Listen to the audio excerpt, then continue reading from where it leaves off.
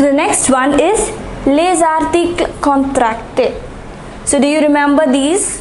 For masculine singular, it is o or a l apostrophe if it begins with a vowel, du or the l apostrophe if it begins with a vowel or a h mute.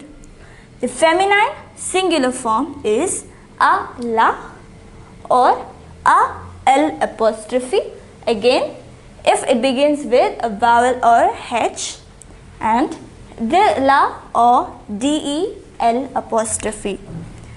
And finally the plural form is o or they. O is formed with plus le,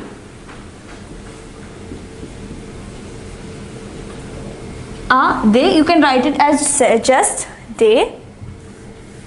With a le, you can write it as o. So this is how you write the plural form. And finally, another important thing that we learnt is les pronoms. Les pronoms. So this is the most basic thing that we learnt. This is just a reminder. So what were les pronoms sujets? The subject pronouns, they were je, tu, il, elle, nous, vous, il, and elle. See, these are the subject pronouns, les pronoms sujets. So you must be thorough with this by now, but this is just a reminder. These are called les pronoms sujets, the subject pronouns. So do you remember what are the other pronouns we learned? So now I will just remind you, this is like a recap to see what are the other pronouns we learned. So the other pronouns are the complement of the direct object. So to replace a direct object, we used the pronouns like me, the, se, le, la, l apostrophe, nous, vous or les. And you know which pronoun to use in which sentence. The next one is the complement of the indirect object. These are me, the, lui, nous, vous, le. And these also you know which one to use in which sentence. The next one is the complement de lieu, the complement of place. So to indicate a place, we use the pronoun y. It's pronounced e. Les pronoms toniques. So the pronoun tonique, I'm sure you remember that, is moi, toi, lui, elle, nous, vous, elle.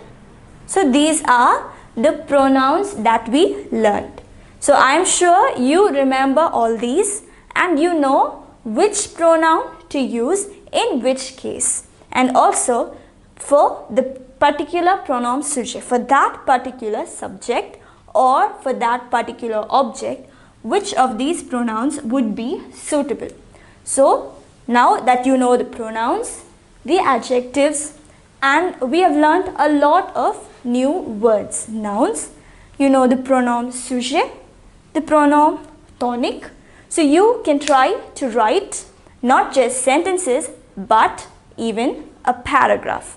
So all you have to do is form the sentence in your language, in English, and then just translate. So you will be able to translate because you know the words, you know the nouns, plus you know the pronouns and the adjectives that you need to use for that particular sentence. The basic skills of any language are listening, speaking, reading, and writing. And now you are quite well versed in listening, speaking, reading, and writing in French. If you are not thorough, you can go back and watch the videos. The key to mastering a language is practice. So keep practicing French. I hope you all enjoyed this class along with me where I took you on a journey of French grammar, composition, etc. So now you have developed your skills in a new language. So please do share it with your friends, and for more such content, subscribe to Pebbles channel. Pebbles Live.